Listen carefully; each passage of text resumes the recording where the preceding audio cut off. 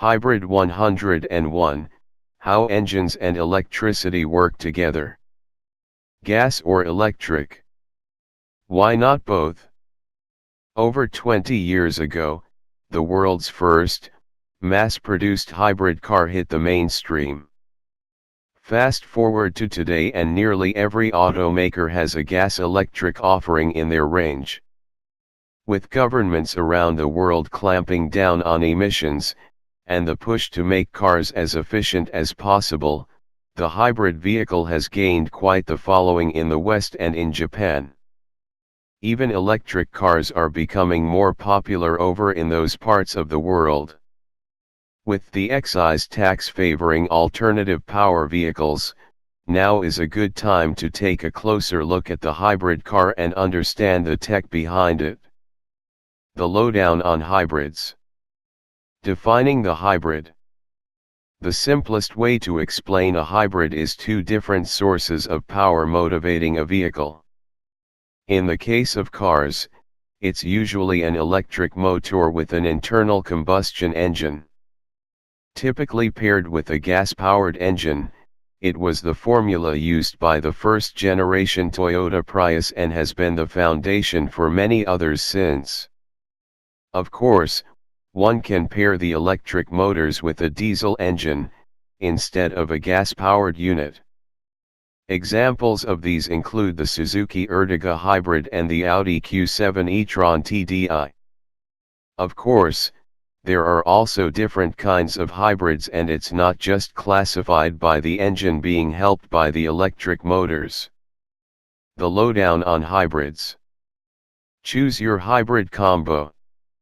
There are three types of hybrid at the moment, namely mild, full, and plug-in. Each of these come with a varying amount of electric assist to the internal combustion engine. There are also different drivetrains, parallel and series. Before you get confused by it all, these systems and combinations commonly recharge the batteries via regenerative braking, which uses friction, a form of energy, to top up the charge. As for plug-in hybrids, one can directly charge the batteries with a charger, and regenerative braking refills the charge when on the move. The lowdown on hybrids. From mild to full on hybrid. To keep it simple, a mild hybrid offers a little assistance when accelerating. This system springs into action more when the driver is coasting or braking, shutting off the engine and engaging the electric drive. It also engages when the vehicle is stopped. The main purpose of the mild hybrid is to power the vehicle's accessories when the engine is shut off. A full hybrid, on the other hand, can accelerate the car under full electric power. It also allows driving in electric mode under full power at low speeds. The electric motors are more active with these kinds of hybrids and therefore rely on more charge and equipment to keep the car moving without the use of the engine for as long as possible. From time to time, the engine will kick in to allow the batteries to recharge. The lowdown on hybrids. Series vs. Parallel hybrid. As mentioned above, there are two key drivetrain layouts for these kinds of vehicles, namely parallel and series. Series hybrid sees the electric motor and the engine working independently from each other. Normally, a series hybrid relies more on the electric motors to drive the car, while the gas engine is there simply to aid in the recharging of the batteries. One can think of it as a generator with fuel helping to keep the car fully charged the same way it provides power for the home. Should the battery run low on charge, that's when the engine powers the car until the electric motors are at an operating level. Toyota Prius C.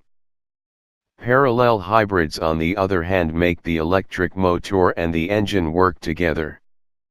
In essence, the electric system helps start up the car and offer a little assistance to the engine once on the move.